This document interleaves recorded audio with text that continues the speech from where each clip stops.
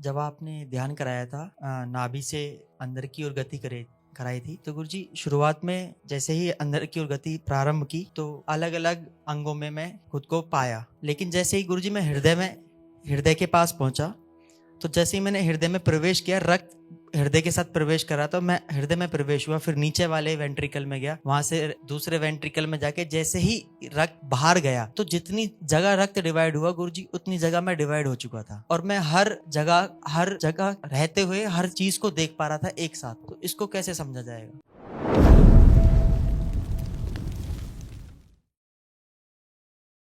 प्रणाम गुरुदेव।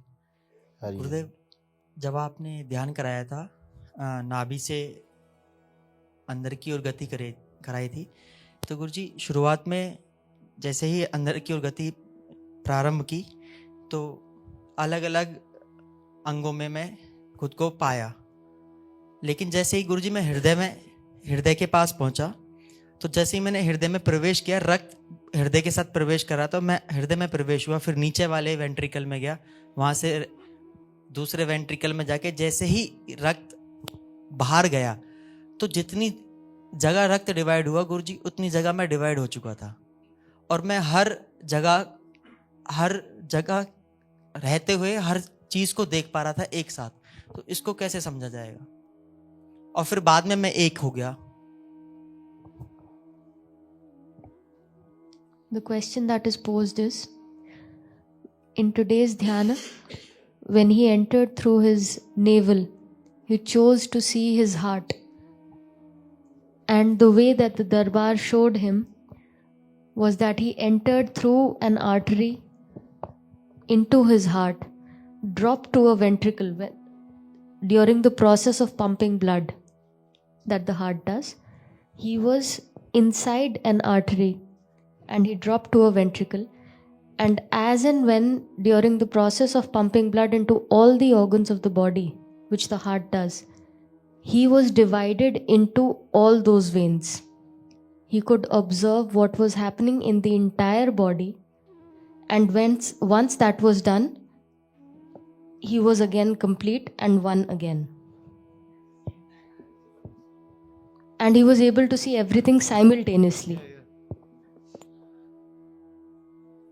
A dnes, když se dostal pupkem dovnitř do těla, tak se dostal tak chtěl vidět své srdce a do toho srdce vstoupil arterií a jakmile z té artérie se dostal dovnitř do srdce, tak to srdce, jak pumpuje krev do různých orgánů, tak on se simultánně nebo současně dostal vlastně na všechny místa, nebo na spoustu míst, kudy ta krev je pumpována do různých orgánů a vše viděl ve stejnou chvíli, ve stejný čas, čili byl na mnoha místech zároveň a když se potom vrátil do pupku, tak už zase byl jenom jeden. इसमें क्या होता है कि आपकी धारणा के अनुसार अंदर आप बाहर कहीं भी चलते हो, मुख्य इसमें विषय वो धारणा का है।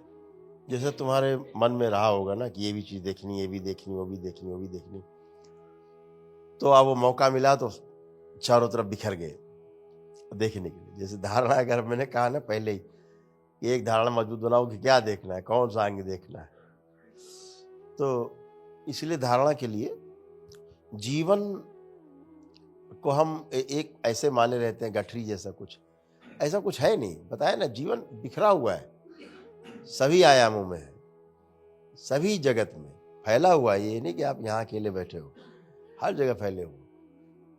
उसको एक नहीं, जितने भगवान श्री कृष्ण का हवाला देके श्रीमद् भागवत गीता में कहा भी तो क्या कि मैं अपने एक अंश से पूरी सृष्टि में व्याप्त हूं। तो अंश से अंश फैल जाते हैं। जैसे दरबार करता है दिन भर, तमाम अंश समेट लेता है सबके एक साथ फैले हुए सृष्टि में, हाँ, परिवर्तित कर देता है, उनकी नष्ट भी कर देता है। नष्ट माने जो है उसको गंदगी हटा दी, वो नष्ट हो गया, गलत दिशा में जा रहा होता, नष्टीकरण ही है उसका। तो इसका कोई वो नहीं है कि 4 जगह जाएगा कि 10 जगह बटेगा। लाखों करोड़ों अरबों खरबों जगह जीवन बट सकता है। इसमें कहीं कोई दिक्कत नहीं है, वो स्वाभाविक है, वो धारणा के अनुसार होता है। मृत्यु भी हो सकती है, मतलब ये छोटी घटना नहीं जो आप लोग, ये तो दरबार है इसलिए आपको अंतर यात्रा करा रहा है, आपके शरीर के अंदर ही आपकी यात्रा करा रहा है, आप कर रहे हो। इसमें आदमी का शरीर भी छूट सकता है, जरा वो तो दरबार के आलोक में, प्रकाश में, माँ के संरक्षण में सब हो रहा है यात्रा चल रही है जी, अन्यथा बहुत तो वो ले जाना और वापस लाना वो उनका स्वभाव भी है, माँ है वो जी। तो इसलिए निर्देशन में ही होनी चाहिए, संरक्षण में ही होना चाहिए। इससे कोई मशीन चल रही है, उसमें आप छेड़छाड़ कर दीजिए अचानक सपोज, तो क्या होगा, मशीन धड़बड़ा के टूट के बंद हो जाएगी। तो इसलिए इसको बहुत संरक्षण करना है अकेले।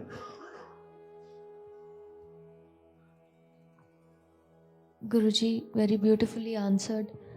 It all depends upon what you want to see and how you want to see it, and how strong that sankalpa or that dharana you have. Gurudev odpověděl, že vše záleží na tom, co chce vidět a jak to chce vidět a jak silná jeho sankalpa je.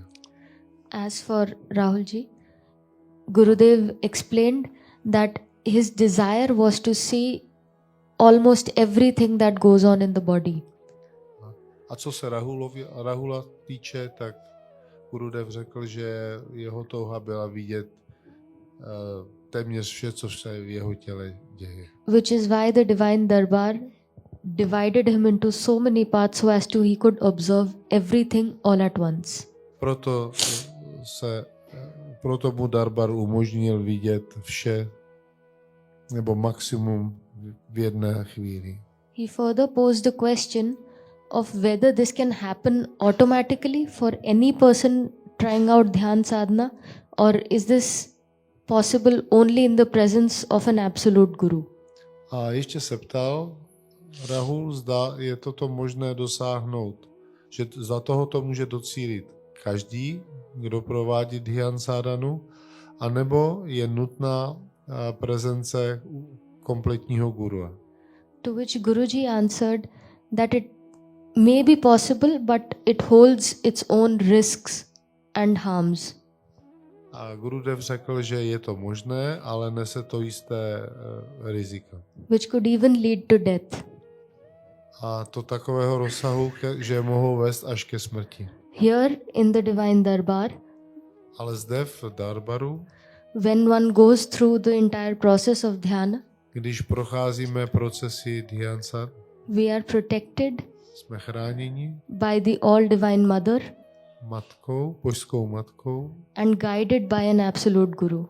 a vedení absolutním guruem, ultimátním kompletním guruem. गुरुदेव, इसी में मेरा एक extension है प्रश्न का कि जब इतनी जगह पर डिवाइड हुआ तो वहां पर जो दृष्टा था वो आत्मा थी जो एक ही साथ इतनी जगह पर होने वाली क्रिया को एक साथ देख पा रहा था। उस समय पर जीवन का कौन सा भाग था जो उस समय दृष्टा के रूप में सक्रिय था? इसमें पूरा जीवन ही सक्रिय रहता है। जी, धन्यवाद गुरुदेव। He further asked that when he was divided into so many parts, who was the witness? Was it the Atma or the entire Jivan that was witnessing everything all at once? Rahul se ještě ptal, když tady byl rozdělen do tolika částí a viděl ještě zároveň, jestli to byl Atman, kdo vlastně pozoroval, kdo byl ten, kdo to viděl, jestli to byl Atman nebo celý Jivan. He even asked if there was one particular element of the Jivan Ptal se, that was active. jestli to byl jeden konkrétní element Jivanu, který byl aktivní v té chvíli. To which Guruji answered that during this sadhana, the entire Jivan remains active.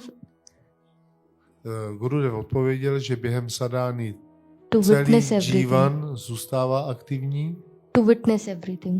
a aby vše sledoval. इसको थोड़ा और अगर विस्तार दें तो और समझ में आएगा। जैसे जल में रुई डाल दी, रुई कॉटन, तो वो जल उसके आर पार भी है, जल उसके चारों ओर भी है।